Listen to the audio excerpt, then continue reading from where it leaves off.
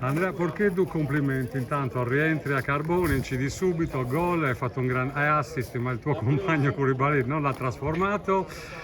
Che riassunto possiamo fare di questa gara dove vi ha visto bene, molto bene nel primo tempo, nella ripresa in sofferenza sia per i cambi forzati che avete avuto, sia per la reazione che ci stava dell'Iglesias? Ma penso che alla fine sia una partita equilibrata. Abbiamo avuto, oltre al gol, anche un gol praticamente fatto, annullato Esatto. per una nostra ingenuità. Poi però al secondo tempo comunque l'Iglesias ha avuto tante occasioni, noi una forse la più nitida, però loro ne hanno avuto diverse, quindi alla fine forse anche un risultato giusto, non possiamo dire che abbia rubato o abbia avuto fortuna. Comunque è un buon pareggio, era la prima partita, dobbiamo lavorare tanto. Esatto. Lo sapevamo e lo sappiamo ancora di più dopo questa partita, ma va bene così, siamo fiduciosi. Andrea, soprattutto in questa fase avere 10 giorni di ritardo, 2 settimane, conta molto, perché è come se guardassimo il Carbone fra 2 settimane per portarlo a oggi. Sicuramente la partita sarebbe stata ancora meglio per voi. Comunque è una squadra nuova, vi conoscete, alcuni di voi vi conoscete, comunque è un buon inizio.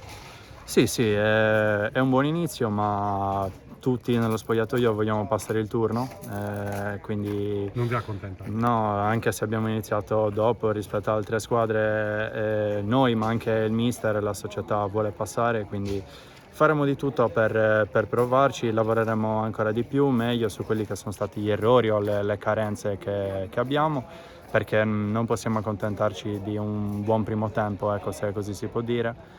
E niente, giocheremo sicuramente per passare il turno. Personalmente avevi delle richieste in estate e quando chiama il Carbone è difficile dire di no. È difficile dire di no perché diciamo si sono anche sistemate determinate cose, non è un mistero il fatto che comunque Carbonia abbia avuto diverse problematiche, io purtroppo le ho vissute e so bene quello che è successo. Spero e credo che si stiano risolvendo e sono anche contento perché per le persone che ci sono, per la piazza che è stata a livello calcistico, Carbonia sicuramente merita di fare sempre dei campionati di vertice senza tutti questi problemi che un po' la circondano. Speriamo di riunire un po' tutte le persone che vengano qua, che ci aiutino, ci supportino. Quello sarebbe la cosa fondamentale. Sono fiducioso, ho visto già che c'è qualcosa di diverso a tal proposito e speriamo, vediamo un po'. Il coinvolgimento di cui tu stavi accennando adesso si è comunque visto con una buona risposta del pubblico, non manca mai il loro sostegno, vi applaudito perché comunque avete dato tutto.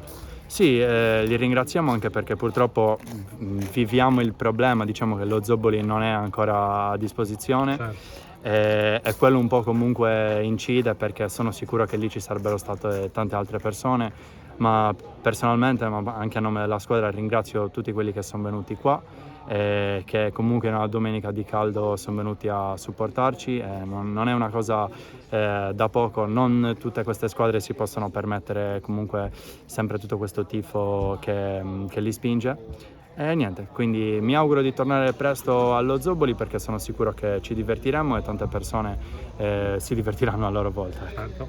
Grazie Andrea, in bocca al lupo per questa stagione. Grazie mille.